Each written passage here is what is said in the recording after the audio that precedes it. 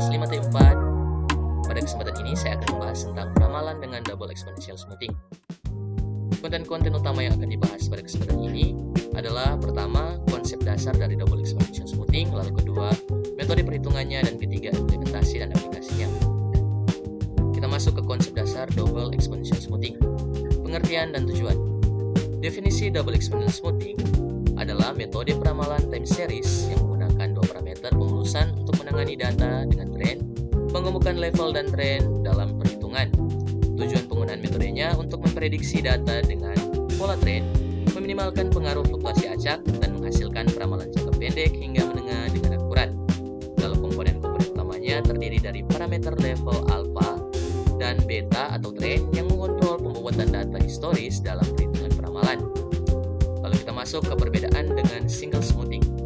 Berbeda dengan single smoothing, ada beberapa komponen-komponen yang ditambahkan seperti level dan tren, dan alpha dan beta. Lalu di sini ada penjelasan lengkapnya, yaitu pertama dalam mengenai tren data, single smoothing tidak mempertimbangkan tren, sementara double smoothing secara khusus menangani tren dalam data dan waktu. Lalu ada komponen persamaan yang saya bilang tadi. Double smoothing menggunakan dua persamaan level dan tren, sedangkan single smoothing hanya menggunakan satu persamaan level. Lalu ada parameter alpha dan beta. Double smoothing memerlukan dua parameter alpha dan beta, sementara single smoothing hanya membutuhkan satu parameter yaitu alpha. Selanjutnya kita akan membahas tentang komponen tren. Pertama, pengertian dari komponen tren.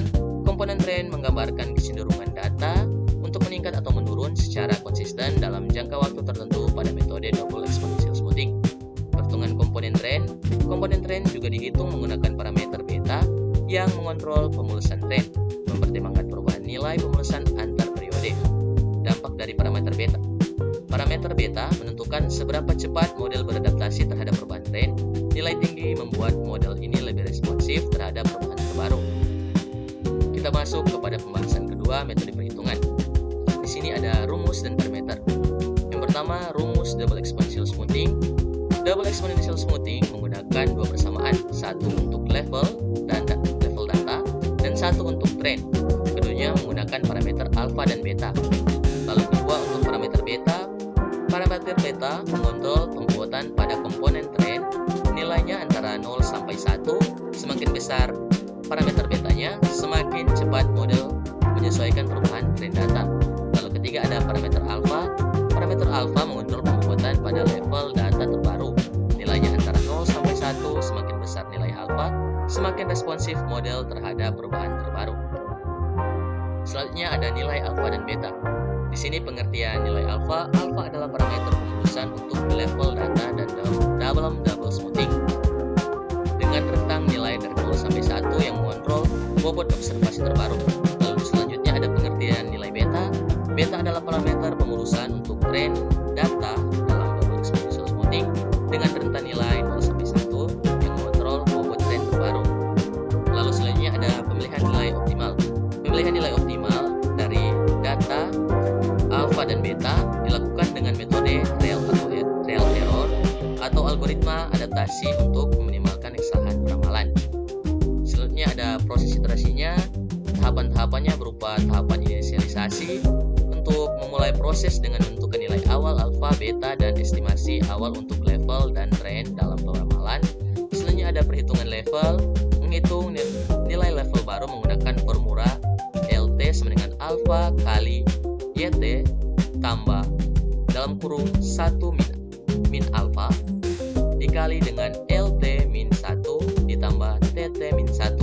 Selanjutnya ada perhitungan trennya, memperbarui nilai tren dengan rumus TT sama dengan beta dikali dalam kurung LT kurang LT min 1 ditambah 1 min beta dikali TT min 1.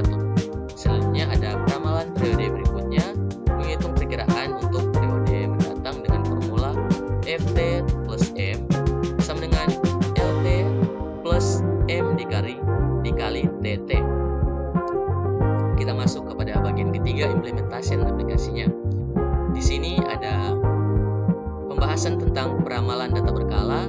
Yang pertama ada konsep untuk double exponential smoothing, metode peramalan yang menggunakan dua parameter pemulusan untuk menangani data serta dengan tren, menggabungkan level dan slope dalam perhitungannya.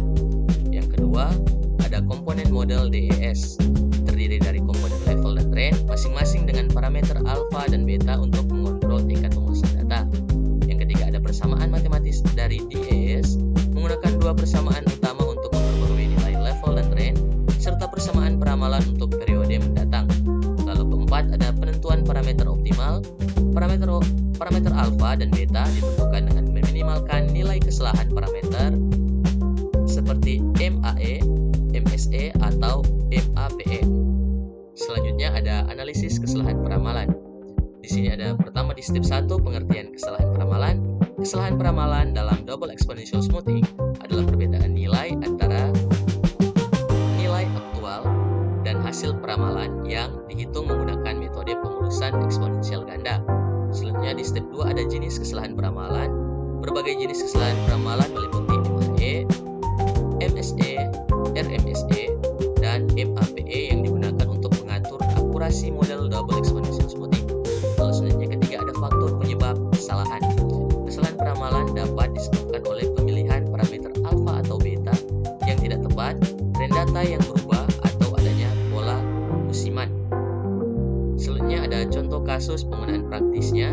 Yang pertama dalam peramalan penjualan musiman, double exponential smoothing efektif untuk peramalan penjualan produk musiman seperti pakaian, perhiasan, atau barang elektronik dengan pola tren yang jelas.